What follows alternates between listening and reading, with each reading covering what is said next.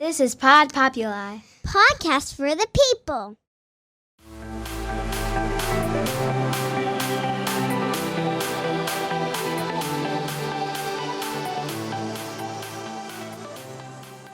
Well, good afternoon, Max. Welcome to the Born or Made podcast.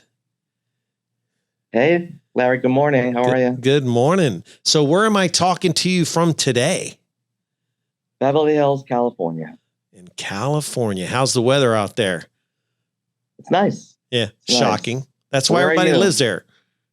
Yeah. Well, a lot of people moving out, but yeah. Yeah. Well, you can join us too if you'd like. You can come on. Well, I know you already go to Florida a lot now. Do you live in Florida as well? I know you come back out. Yeah, I have a place. I started going during COVID. I started going to Florida a lot during COVID and spent a lot of time. I spend about 60% of my time in Miami. Oh, wow. I didn't realize you were spending that much time down here. Wow. Okay. Yeah. Wow. Yeah. Well, I mean, I can see why it's a beautiful area. I mean, I'm learning a lot about it, but there's parts of Florida I like any place, right? There's parts you like, but I can tell you what, I don't like being down here right now, but I could see why people are down here in January. Yeah, it gets a little hot. I got used to it. I can handle it, but it's not for everybody. Yeah. Some people can't take the humidity. I can handle it, but I get it. Yeah, it's the heat for me more than anything else. So, well, as we'll start off here. So, where were you born at growing up? Born in Brooklyn. Okay. Born in Brooklyn, New York. Grew up middle class Jewish family, and then moved to Long Island. When I was about 15, the family moved to Long Island. And came out to Hollywood when I was about 20, 25, something like that. So tell me though, Brooklyn, I mean, you've read about it, you hear about it as a kid. I mean, what was that like growing up? I mean, that'd be a very unique place to grow up as a kid, right? Very much, yeah. Best pizza. Yes, I've heard that. Brooklyn was a unique space. I mean, a lot of interesting people came out even to Hollywood from Brooklyn. And Brooklyn has 2 million people, maybe more at this point. It's a city onto its own. It's a lot of street smarts. I think people are pretty street smart in Brooklyn and work hard. Yeah, because it's more blue collar, right? I mean, when you were growing up there, I mean, I'm sure your families were working in, the factories and doing stuff like that, and kids were out playing stickball and playing. Yeah. A lot of people go into the Manhattan every day, take the subways. It's a normal thing, to commute into the city, 45 minutes every day, back and forth. And something you get used, when you grow up with it, that's normal, Right. Once you leave New York, leave metropolitan areas like that, it's you realize that's most of the world, most of the country doesn't do that. I mean, some people do commute obviously into LA from other parts, but Manhattan and New York is built on the subway system. It's not made for cars. I mean, people drive into the city, but it's not the mass amounts of people take subways, LIRR, Penn Station, Grand Central Station. And, you have the masses of people you see on all the movies. So, yeah, I grew up in New York. It was great. I mean, it was a different time. Things were different then, Yeah, kids were running the streets, doing stuff, playing. Yeah, not like today. Kids were running the street. We would have we would have snowball fights in the streets. People would fight, if there was an argument with people on the subway or the street, that people would handle it on their own. Right. No police. Nobody was calling the cops. Yeah. Yeah. It's amazing. Yeah. Nobody was videoing it with their phone. No. Yeah. I bet that was a great people took childhood. matters into their own hands. Yeah. People, and it's a very multicultural place, very, it's a big melting pot. New York's great big melting pot. So it's very different, very diverse, different than the rest of the country, I would say. So how old were you when you moved out to Long Island? When I was around 15. Okay. So you were still a kid then. So then you're kind of in high school now. You're making the big jump. You're moving to a different area, new high school. So what were you Yes, doing? correct. Okay. Why did y'all move out there? It's just nicer. Okay. Just get away from the city. You know, well, it's a nicer lifestyle. It's a little bit more residential, less crowded, less traffic, better quality of life. You know, Long Island is, people in Brooklyn, it's sort of a dream to go to Long Island. I know it sounds funny, but at that time, especially. Yeah. Did you, there's more green and grass and. Yeah, you actually got to mow a yard. Yeah, you have trees, exactly. Yeah. Yeah, I mean, I could see that now. I mean, I used to go to Long Island a long time ago, but I mean, it was even when I used to go there 25 years ago, it was vastly different. I can't imagine back when you were a kid. I mean, you were literally moving out in the country. Like, yeah, it was like moving to the country. Literally. Yeah. Yeah. It's nice. I mean, what were you doing? Did you do any sports? Were you always into art? Doing like... I was into baseball. No, I was very into sports. I'm still into sports. I played baseball and basketball. I'm still a big fan. I don't play. I stopped playing, my 30s, but I played. I mean, I loved it. Baseball, basketball, primarily. Were you part of a league, Were you a Dodgers fan? No, I'm a Mets fan. I'm a New Yorker. Oh, really? Okay, so you never liked. So my dad loved the Brooklyn Knicks, Dodgers. Rangers. No kidding. Brooklyn Dodgers was before my time. Yeah, my dad. I don't know enough about that era, but my dad he grew up south of there, but he loved the Brooklyn Dodgers. I think it was because it was kind of the working man's team. Is that true? Yeah. Yeah. Well, they were the underdogs. Underdogs. I think they left in 56. My mother grew up 2 blocks from Ebbets Field in Crown Heights, Brooklyn. I do know that. I always envied her. I said, wow, if I would have grown up 2 blocks from the stadium, I would never go to school. I would have been there every day. How much fun. I can't imagine. Yeah. I can't imagine growing up next to the stadium. That's like a dream. Yeah, I love sports. No, I'm not. I was not, I was, what was it? I was into, I was always into entertainment. More in camp, I think more in school and camp. Around the school newspaper, I would be involved in plays and the activities, night activities in camp. Summer camp. We went every year in summer camp because most people in those areas in Brooklyn, Long Island, would go out to the Catskills for a summer. But in those days, we went for 2 months. It was a full summer. Now I think they go for like 4 or 5 weeks. So you were gone for 2 months. So I mean, you would go for 2 months. I mean, did you even talk to your family? I mean, you had payphones. Rarely. Yeah, kids today don't even know what a payphone is. Yeah, I mean. Barely. I mean, we did payphones, but no, they would come twice a summer. There was visiting day. And that was it. No kidding. Yeah, it's weird, right? I know. Yeah. It sounds strange. Today, that wouldn't happen.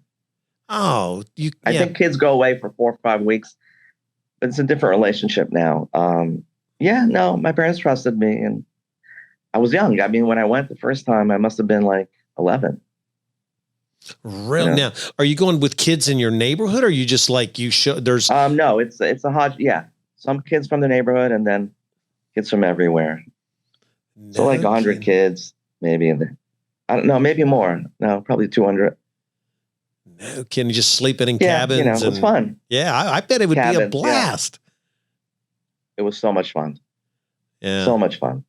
Crazy stuff. I mean, we had color war and all these things. I don't know if you know what that is, but no, I don't know. Tell me what that is. Color war. We would have a lot of activity. We would have color war would be they would split the camp in 2. We would have competitions, and it would be sports competitions, swimming, running, and then there would be like artistic stuff. Who could put on the best play? Stuff like that. Comedy events. So it would be 3 days of intense competition. So I grew up, competing. Yeah. Sports, That's pressure. pressure. It was good pressure. Yeah. We created like our own theme songs. So it was a little bit of, you really got a mix of everything. So I think a well-balanced education when you're younger and, open to a lot. I think my folks gave me a lot of, opened up a lot of stuff to me. My mom took me to museums when I was a kid. We went to movies, not so much Broadway or anything. Like even though I wound up doing a Broadway show, I was not a Broadway guy. Like it's not my thing. I maybe saw 2-3 shows growing up. So we were in Brooklyn, we went to see a lot of movies though, watched a lot of TV. It was the heyday. I grew up in the 80s, so it was a good time. Yeah. I'm a big fan of the 80s too. That's the same with me. And what a great life it was. Yeah, a lot of music. Yeah. Great music. I mean, personally, I guess everybody thinks they're music, but there's, you think about it, like compared to today's music. I mean, there's just no comparison. I mean, those guys had to work to get where they got. Now, if you can just figure out how to get on YouTube or get one song wonders, those guys, I mean, the stories of the way they lived was crazy. I mean, you talk about poor. Yeah. So growing up, I think the 80s was a great era to grow up in. Yeah. It was the country was booming. Things were going well in the country. People had money to spend. I heard Jerry Seinfeld said 80s was the first time that young people could make a lot of money fast. And that changed everything. Yeah. I don't really remember. I was young, but I guess they meant, I guess there was a lot going on with maybe it was the real estate and the stockbrokers, were making fast cash and spending a lot of money, going to, Nick games and spending a lot of money at tables, at clubs and stuff like that. It seems it was a good, he thinks it was bad. He thinks it caused people to chase the money rather than chase the art. He thinks it was a bad thing. So, you're talking about, we're talking about the 80s and stuff like that. I always look back. So I'm married, I'm young. I just thought it was optimistic. And for me looking out, of course, you and I now have backwards, right? So hindsight's 2020.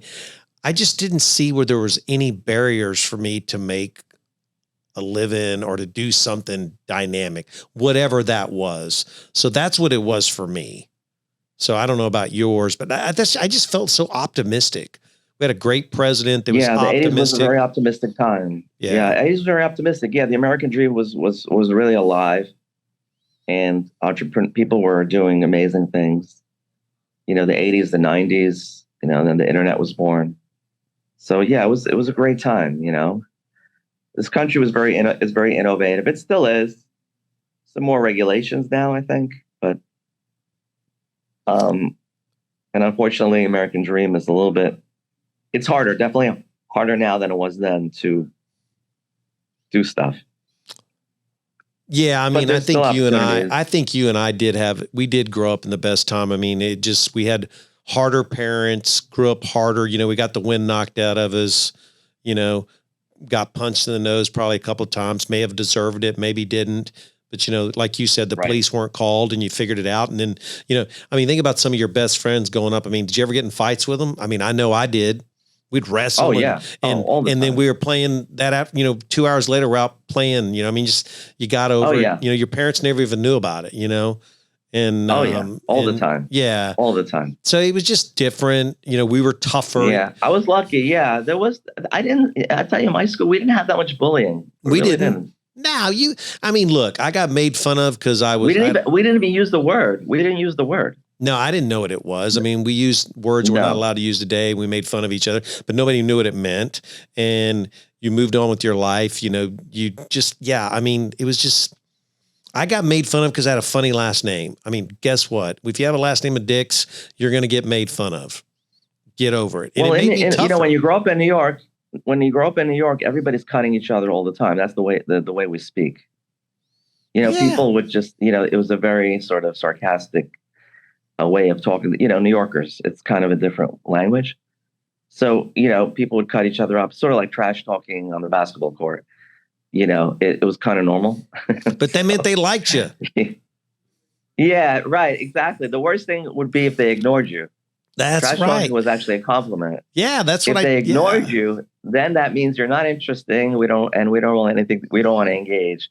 But if they would trash talk to you, that means you see it all the time. You see ball players do it to each other, So I grew up with the sports mentality, camaraderie, competition, So it was kind of camaraderie and competition are really a flip side of a coin.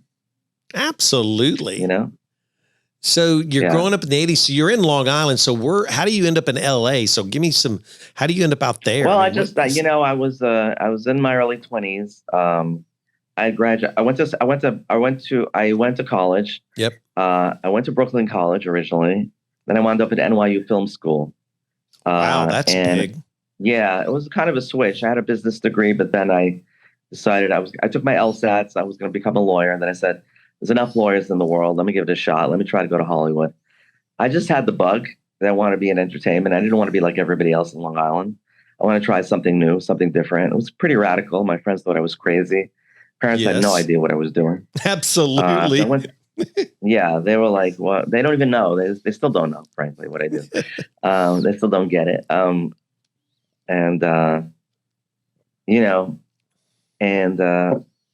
So I went to NYU Film School and I made my first film.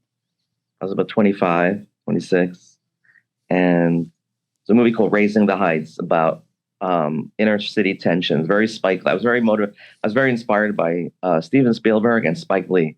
Because at that time, Spike Lee was doing Do the Right Thing and films like that.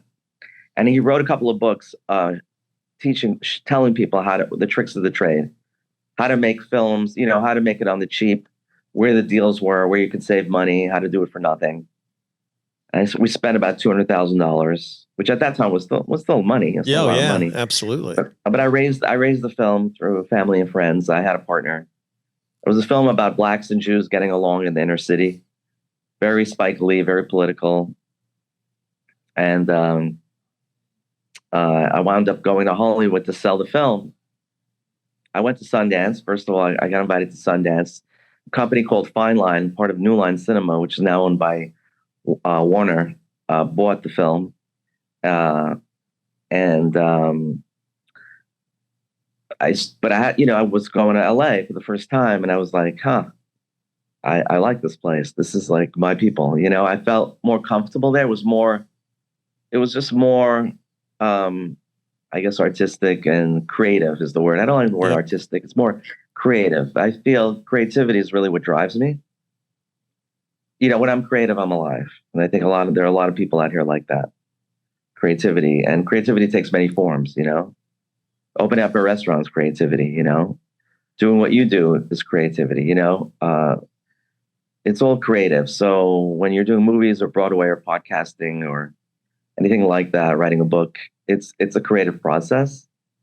And hopefully you can reach many people, influence many people, inspire many people. And that kind of what drives me. So I came out to LA, I found my spot, made friends quickly, and just started doing my thing, Mostly, after my first film, I was wrote a couple of scripts, sold a couple of scripts, and, started living, LA life, I guess. So where do you keep going from there? Then so you write a couple of scripts, you get, you sell your one film, and then you write a couple of scripts. I was writing a couple of scripts. I sold some scripts, but it was difficult getting my second movie going. So I wound up starting an insurance company, a production insurance company. I needed some cash. And I went to work for a friend of mine who had an insurance company. And I said to him, this production insurance is a business. Are you in that business? He says, yeah. I got a couple of calls here and there. I said, well, I could run that part of your business. So I started running his production insurance company, which encompassed, like film production, TV production, and event production, which there's a lot of in LA. And those, people need general liability, equipment insurance, workers' comp. So I have, the thing is with me is I have a creative brain, but I have a business brain as well, which is a blessing and a curse. It's good in a way because I can do everything. I do most of my legal work myself. But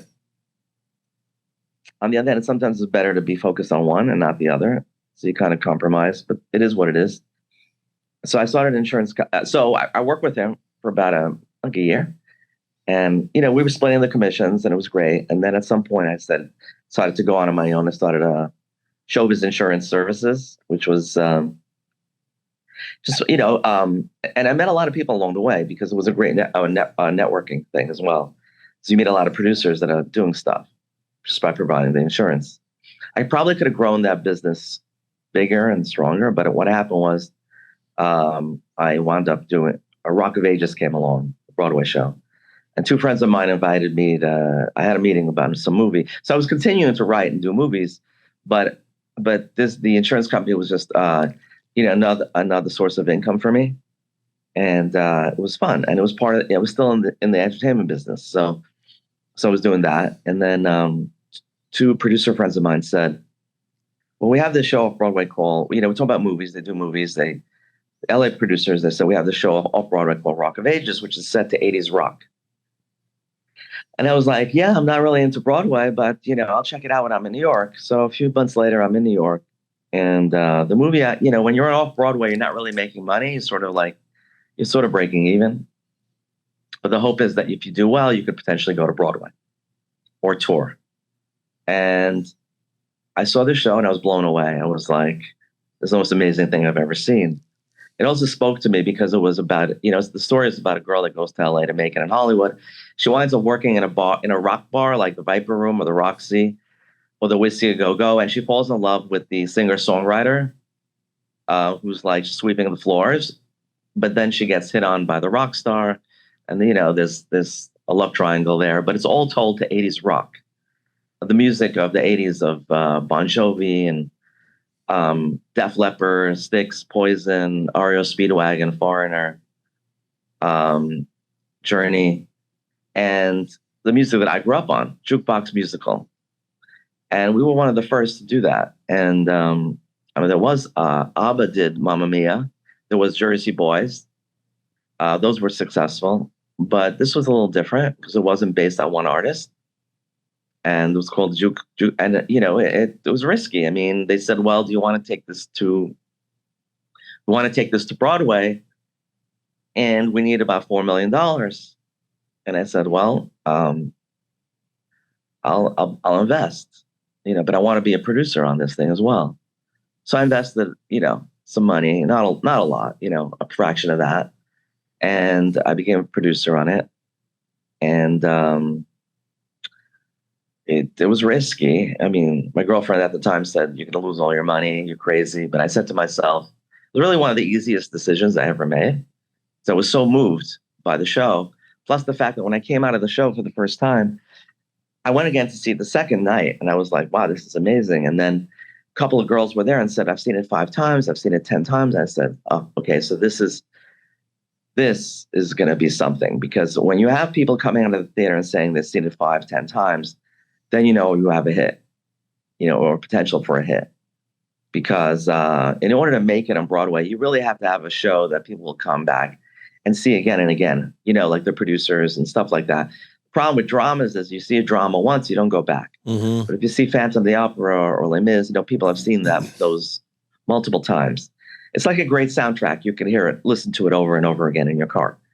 Or wherever. So I invested, I got into it when we got one of the greatest reviews in New York Times history. It was just amazing. They loved it. And the people loved the show. And this was in 2010. It's a long time ago. Seems like yesterday, but it was a long time ago. And it was just amazing. I mean, we rode that for 7 years in New York, 4 years in Vegas. We did a movie with Warner Brothers. Tom Cruise starred. And traveled, and the show traveled the world. And it was just a blessing, people were going people loved the show. It was really a great, uplifting show. A lot of fun. We were the first show to sell alcohol in the seats at Broadway. That was pretty radical. And I must have seen the show 100 times. So we had a lot of celebrities come. So it really changed my life. It was really fun. Yes. How long were you on Broadway? 7 years. That's a big deal. I think we're the 35th longest running show on Broadway history. Yeah. I mean, that's like, if you make it a couple of years, that's a big deal. 7's. Yeah. And then you started doing it and you said you did it in Las Vegas as well. Yeah. So what happened was after about 2 years, I think Warner Brothers bought the rights, which was interesting. They bought the rights without having seen the show, which is crazy. There was a bidding war between Fox and Warner. Really? But Warner never saw the show.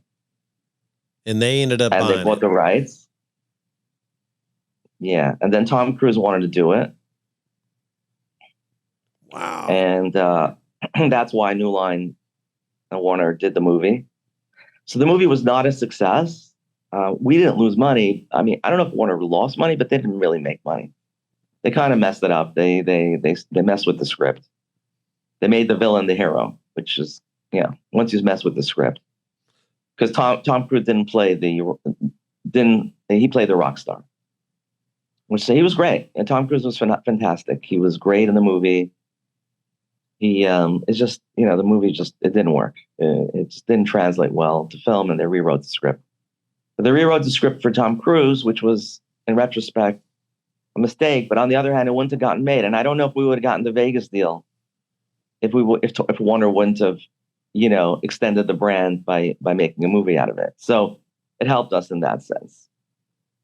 And Vegas, for Vegas, it was a no-brainer. And we went to Venetian, then the Rio. Because, Rock of Ages in Vegas is just a natural. Yeah, I could see that for sure. I mean, I could see it being just amazing. It's interesting. There. They shortened the show. They shortened the show by about 10 minutes because they have a thing where they don't want people to spend time in the theaters too long. So they shortened the show just a little bit. Like the audience wouldn't notice it, but we know, and I don't even remember if there was an intermission or not. I'm trying to remember. There may have been, but they made it shorter just so that get people back. Okay. Does that make sense? Yeah. Oh yeah. That's right. Yeah. Yeah. I'm sure they've got their studies on all that stuff. They don't do anything. Oh, they know what they're doing. Yeah. They're not doing anything by guess. That's for sure. Right. And they don't even have to make money on the show. They just advertise the show all over especially in LA. You'll see billboards over LA for Vegas shows because they want people to go see a show. But then they get you for the weekend. They get you on the gambling and everything else. Mm-hmm. So it's kind of a loss leader for them.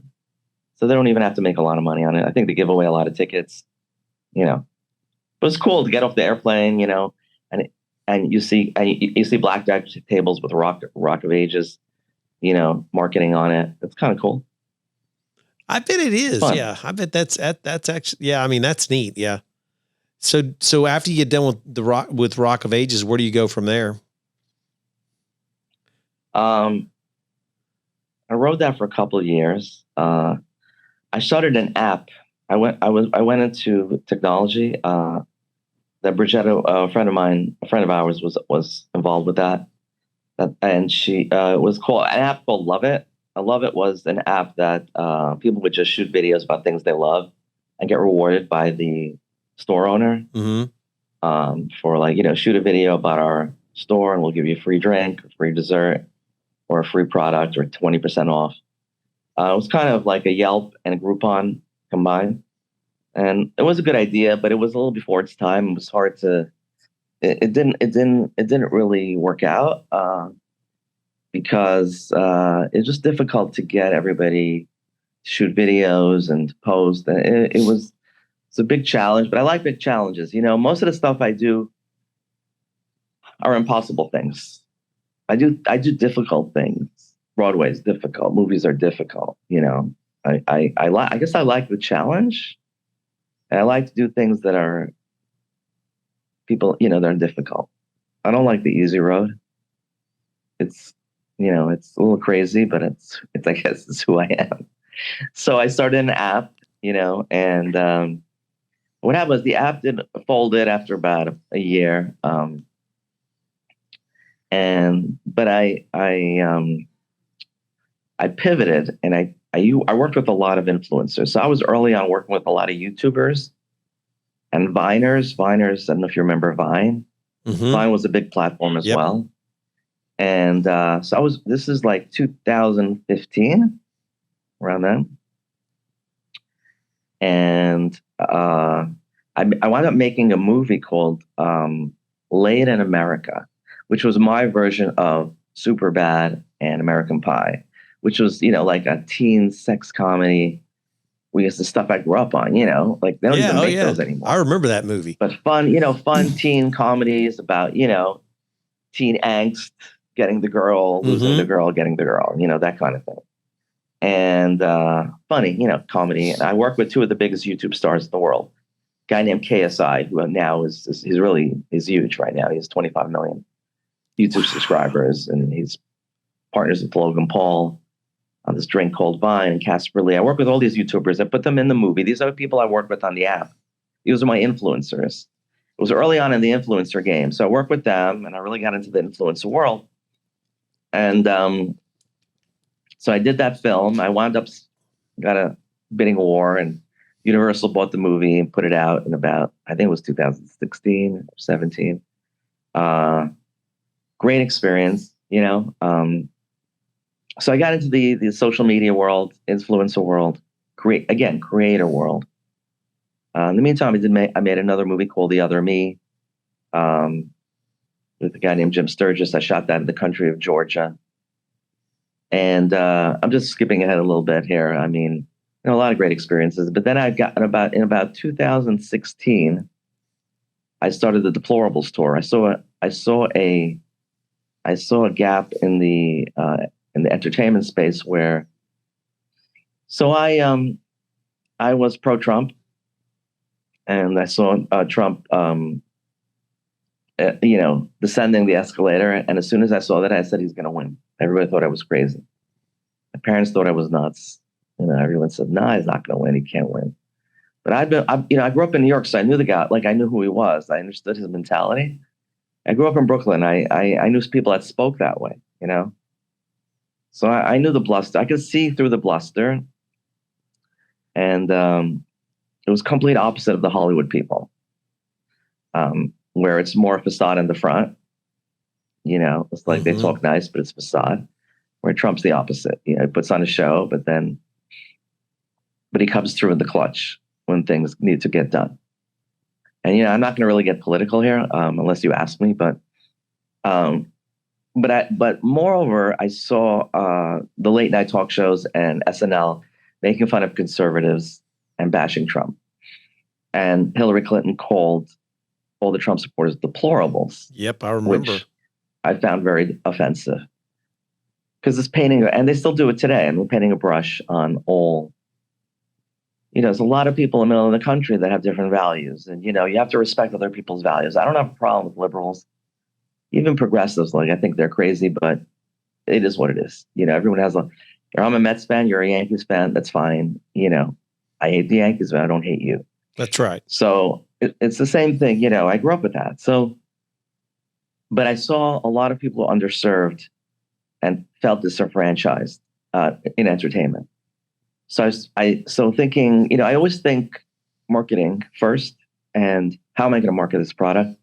So I came up with the title, The Deplorables.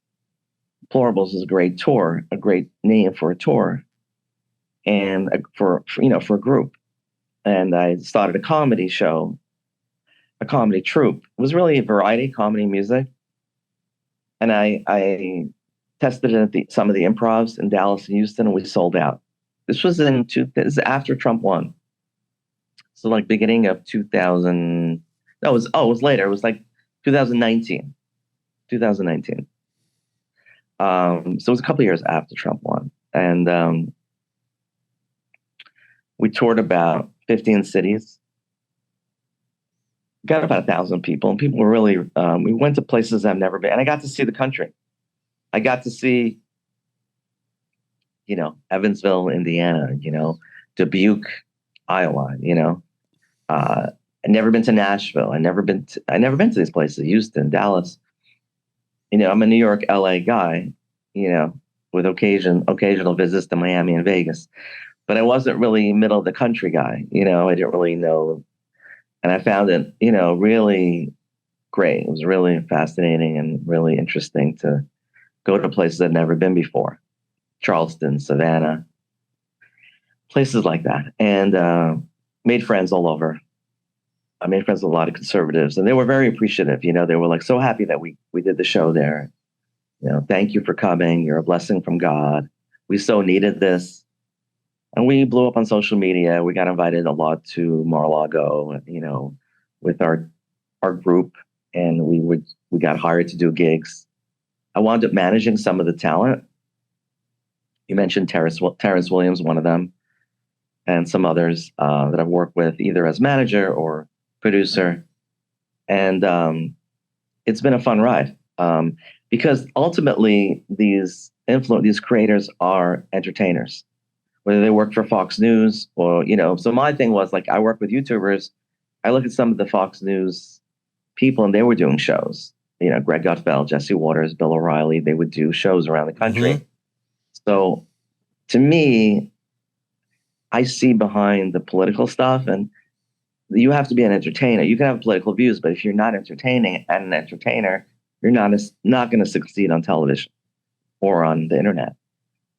So whether I work with a YouTuber that has no political views or I work with a political guy that has views but is entertaining, it's kind of the same thing for me. I view them as talent. How can I elevate the talent from what they're doing now to take them to the next level? So you can call it a manager, you can call it a producer, but I get pretty involved and I try to extend their brand. So many of them, I put, so with YouTuber, I put YouTubers in a movie. That was something they had never done. So with a political guy, I'll take them on tour. They've never done that. Or I'll help them make a book. Or we'll do something interesting that will help their careers and extend their brand. So I'm kind of an idea guy, I guess. Idea, producer, promoter. I'm kind of I like to do things that nobody does. And I like to do things that I haven't done before. Yeah, So you're not afraid. Yeah, you're not afraid of the hard road at all. Not afraid of the hard road. No, I'd like to make impact. It's a big word for me, impact. I mean, and you've done it kind of, and the interesting thing is it's been kind of all different genres too. It's not like you've just stuck with this one thing. I mean, you've just seen opportunity and been able to entertain based on what all things that I love, you know, like in political stuff, I love entertainment and I'm also political. So I like politics and I like entertainment. So I just married the two. I like a lot of things. So I don't like horror movies, so I don't do horror movies. But I have to like it, because you got to wake up in the morning. It's difficult. So you got to really love it.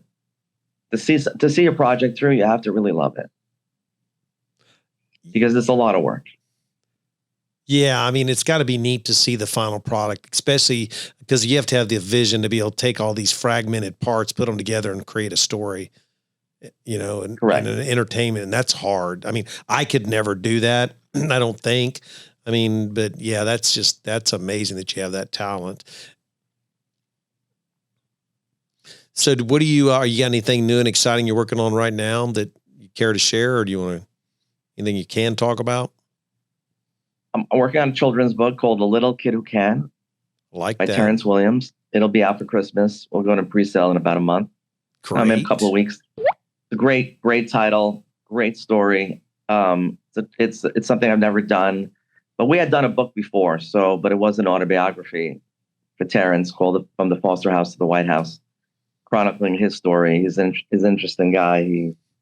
He's African American, grew up in foster care, one of 9 children from a crackhead mom, from 4 different fathers. The family, had 4 different fathers. He grew up in poverty, and he's the American dream. And now he's a comedian, entertainer, conservative, which is an anomaly. And And he's funny as crap. So now we're doing both. I watch him every day. I don't want to get on about him, right? But he's funny as crap. His deal where he's on one side of the screen on Instagram and the other person's talking and he has like the best eyes. He like looks and you're just like, it just cracks me up the way he does that. And his laugh, of course, but he's comical. Yeah. And he's not afraid to get out there and push buttons, which doesn't bother me. I mean, great. I don't even mind people on the other. I mean, because I don't, like you said, I mean, I may not like your team. I just don't hate you. I just hate your team. Right. But the people, I think it's funny. I mean, don't take yourself so freaking seriously. And the people that comment on some of this stuff, they're like, oh, and I'm just like, dude, he's funny. I mean, he's very funny. Yeah. I'll go have dinner with him. I don't mean, whatever. Just get over it. It's funny. Yeah. He's great. He's very easy to work with. Yeah. It's great. Which, it's been fun. We've been doing it. Yeah. It's years. It's already 5 years. Long time. So we keep, we keep reinventing stuff and we're going to go back on tour. We're waiting for the election result. We're going to do some shows around the book and around, I was going to do a couple of shows with some big talent before the election, but it's tough. Before the election, everyone's attention is elsewhere. Yeah, for sure. So I'm going to wait for so, the election will affect a lot of people, I think, in how they do business and what they do. So let's see what happens. It's 6 weeks away and we'll see what happens. Yeah, I'm ready to get through with it. I mean, it's, who knows what it's going to be. I'm just like you, probably in a lot of ways. I'm just ready to be done. Let's go. Yeah. Yeah. Sure. But the children's book thing is interesting. I enjoy it. It's very creative. And we're using AI in some of it, which is interesting. I think AI, if you're an entrepreneur, you got to embrace it and figure out what's working. Mm-hmm. Yeah, it's amazing. I mean, they're editing these podcasts now with AI. Are they? Yes, sir. There's some sort of AI source system that's recording all this. Yep. So it's editing itself. Yeah, I don't know how much they let it do and all that yet. I don't, I don't know anything about it, but I'm really, but it's changing quickly. And it's changing really quickly. Mm-hmm. Yeah. It's changing everything really. I think you need to be I think people need to be on top of it just to know what's going on and see what your options are. Yeah. Yeah. I think, because we don't even know what it's going to do to us. Everybody's like, oh, it's going to do, nobody has any idea. I mean, we literally don't. Well, I'm not worried about, I'm looking at it from a business perspective. Yeah. Again, I can't control stuff I can't control. So, if the robots take over, how much I can do about it. Yeah. Yeah. But from productivity perspective, it's interesting, and you can get definitely, it can open up your mind to ideas and possibilities. And on the creative side, video creation, project development, it could write stuff for you, even if you don't use every word, but, just gives you some ideas. Absolutely. It's a shortcut. Yeah. That's the way I view it. And we'll see how much it helps us or hurts us. We'll find out shortly. Well, exactly. Our time has run out. We ran fast today. It was like, wow.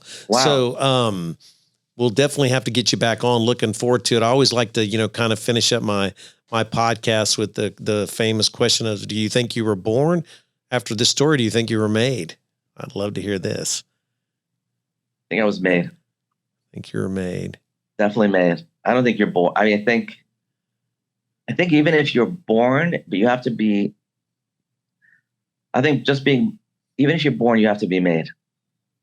So for example, with me, a teacher in 11th grade told me, told my mom at PTA, say Max can be and do whatever he wants to in life. And that stuck with me. So in this book, The Little Kid Who Can, I impart that message that you can be whoever you want to be. And it's good to do that to your children when they're young, because we're very impressionable when we're young. And if you're encouraged when you're young, it has a lasting effect on you. Little things make a difference when you're young. And that was something that happened to me. And I had encouraged, parents that allowed me to do things and showed me the world. Didn't suppress much. So obviously, you need to be in the right environment. Environment matters, but born is different than environment. You could be born and screw stuff up. And there are kids we know in LA that grew up in very wealthy. In fact, it's been hurtful. Yes. A lot of celebrity kids, a lot of very wealthy kids in Pacific Palisades that are driving their parents' Lamborghinis. I met a big producer yesterday. He was telling me how his kids been in and out of rehab and stuff like that at 18 years old. And so you could be born with a silver spoon, but you could lose that really quick. You could screw it up. So you have to have the right people around you. You got to bring, upbringing, influences, not be too spoiled, and be encouraged. I know people talk about finding a mentor. That's helpful. So I definitely think it's more made. So it's self-made, but it's also help from others. Well, that's great advice. I mean, yeah, summed it up right there. That was wonderful. Well, Max, you've been awesome. Thank you so much. I look forward to seeing you again soon. And thanks for being on the Born or Made podcast. My pleasure. It's good to see you.